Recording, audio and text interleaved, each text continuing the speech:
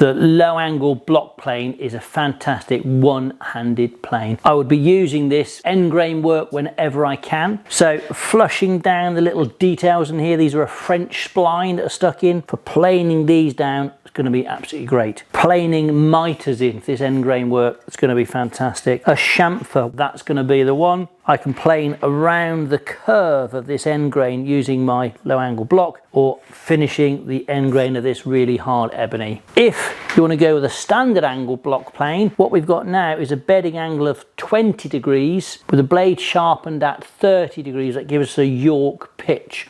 Where that's going to come into its own is either for planing more difficult timbers or planing down these ebony inlays in here. Ebony, very brittle. If you go with a low angle plane with a low angle blade, you might find you just take lumps out. With the actual higher angle blade, you'll get much better control and a cleaner finish. To check out more details on our low angle bevel up planes or our standard angle plane, look at us at woodworkersworkshop.co.uk. Check out our other YouTube videos for more detail on our low angle planes, and follow us on our social media channels.